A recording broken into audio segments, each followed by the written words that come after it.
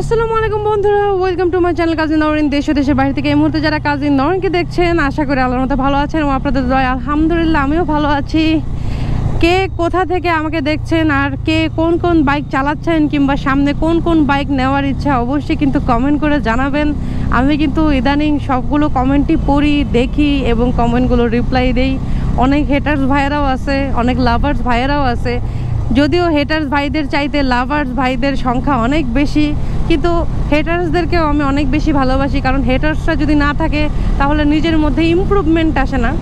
আমার মতো অনেক কাজী নওরিনের সাথেই কিন্তু এরকম হচ্ছে। আমার মতো অনেক ভাইয়েরা, ছোট ছোট ভাইয়েরা যারা আছে, যারা একটা সাইকেল কেনার স্বপ্ন দেখে, একটা মোটর সাইকেল কেনার স্বপ্ন দেখে, তাদের সাথেও কিন্তু এগুলো হয়।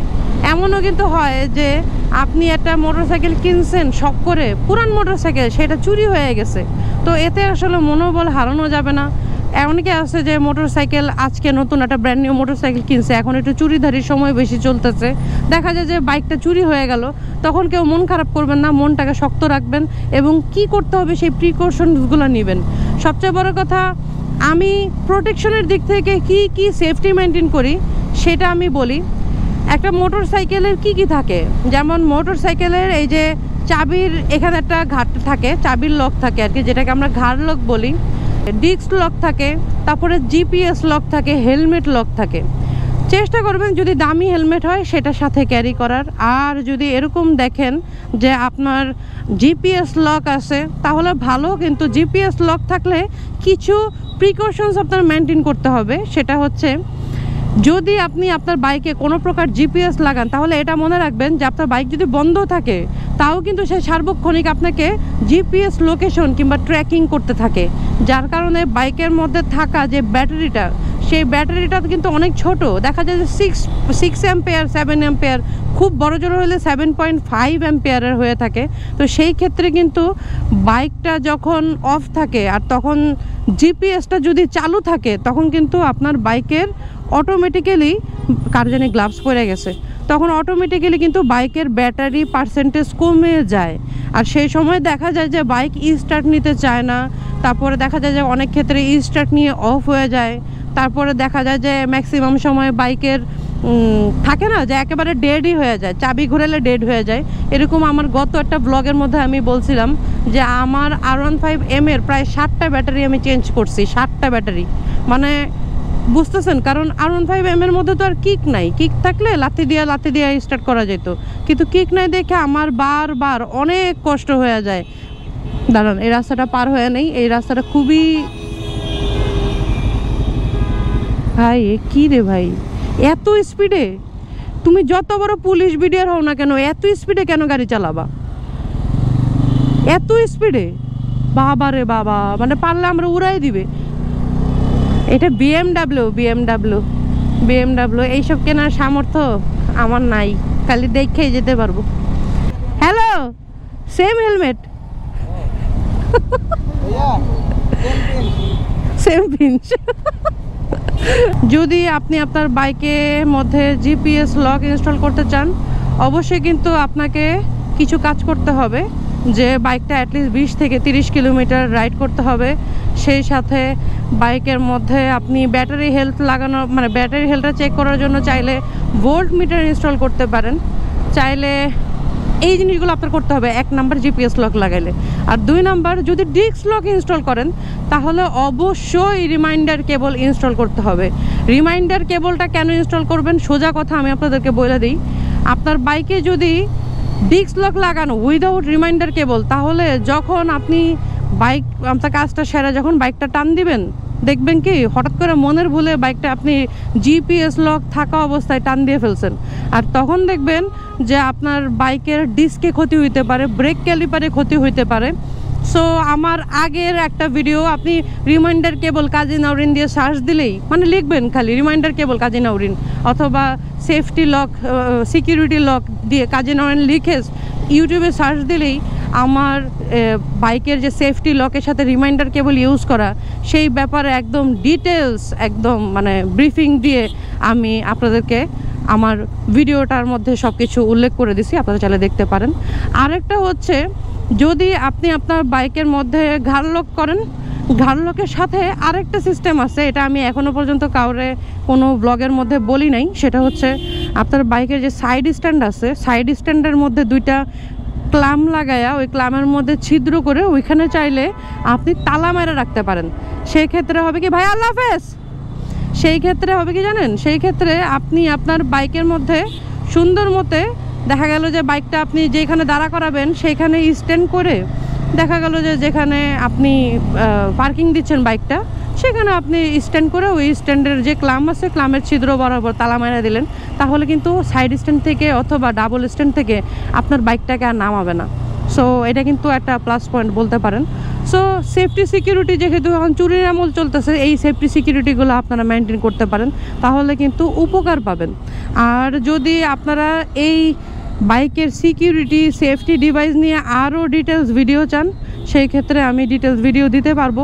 কজ আমার লাইফে এখনও মনে আছে আমি যখন প্রথম মোটরসাইকেল কিনছি, আর ওই সময়টা আমাদের এলাকায় খুব চুরিধারি হইতো, বুঝছেন। তো ওই সময়টা আমি কি করছিলাম, প্রায় আমার সুজুকি জিক্সারের যে বাইকটা ছিল কার্বোরেটর, ওই বাইকের মধ্যে আমি 6টা তালা ব্যবহার করতাম। ইভেন জিক্সার ক্লাবের মধ্যে আমার বাইকের ছবি তুলে আপলোডও দেওয়া হয়েছিল, 6টা তালা। 6টা তালা মানুষে খুব হাসাহাসি করতো এটা নিয়ে, কিন্তু আসলে যতই হাসাহাসি করুক দিন শেষে সেফটি সিকিউরিটি তো আসল, তাই না। এই জন্য আমি সবসময় 6টা তালা মেনটেন করতাম। আর এমন এমন জায়গায় তালা মারতাম যে একটা চুর যদি আসে তাহলে ওই চুর জীবনেও আপনার মানে একটা তালা খুইলে আরেকটা তালা খুলতে খুলতে আমি চলে আসবো, এরকম একটা সিচুয়েশন হয়ে যাবে, বুঝছেন। একটা সময় ছিল এই যে গলিগুলো দেখতেছেন না, এই গলিগুলো দিয়ে আমি সাইকেল চালাইতাম। তখনকার সময় হচ্ছে আমি ক্লাস 6, ওই 6-এর সময় থেকেই আব্বু তো নৌবাহিনীতে ছিল, তো দেখা যেত রিক্সা ভাড়াই চলে যেত ওই আমলে 15 থেকে 20 টাকা, যেটা কিনা আমার জন্য একটু কষ্ট হয়ে যেত সত্যি কথা বলতে। কজ আব্বা সরকারি চাকরি করে, আমার আম্মা হোমিওপ্যাথি ডাক্তার ছিলেন।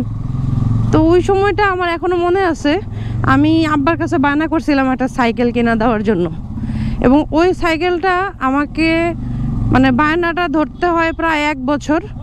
এরপরে টার্গেট দেয় হচ্ছে পরীক্ষায় পাশ করা, ফাইনাল পরীক্ষা। ওই সাইকেলটা কেনার জন্য আমাকে প্রায় 1 বছর ধৈর্য ধরতে হয়। আমার আব্বার আমি বলছি যে পুরান সাইকেল হইলেও যেন আমার কিনা দেয়, কিন্তু আনফর্চুনেটলি ওই পুরান সাইকেল কেনার মতো টাকাও আমার আব্বা ম্যানেজ করতে পারে নাই। আমার এখনও মনে আছে আমি পুরা খাওয়া দাওয়া বন্ধ করে দিয়েছিলাম ওই সাইকেলটা পাওয়ার জন্য। পরবর্তীতে যখন পরীক্ষায় পাশ করলাম 6-এ না 5-এ যেন, তখন আমাকে এই সাইকেলটা প্রথম আমার আব্বা কিনে দেয়। তো ছিল একটা আপনার মানে ডিটেকটিভ বয় নামের একটা সাইকেল, এবং ওইটা আমাকে মুক্তিযোদ্ধা মার্কেট থেকে কিনে দিছিল।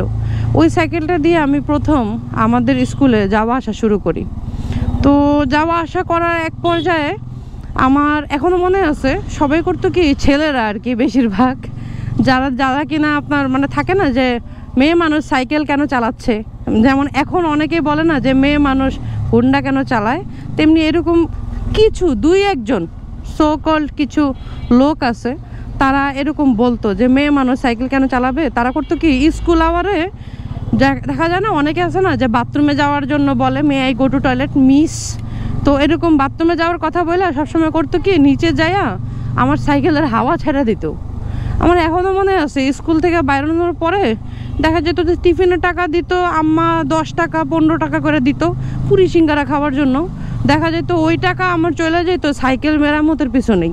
এখনও মনে আছে যে স্কুল থেকে বাইরে হাইটা সাইকেল মেরামতের যে দোকান 14 নম্বর মোড়ে যতগুলো রিক্সার দোকানগুলো ছিল, এখন এগুলো নাই, এগুলো সব উঠাই দিছে। তো ওইখানে যাইয়া আমি সাইকেল মেরামতের জন্য ঘন্টার পর ঘন্টা দাঁড়ায় থাকতাম।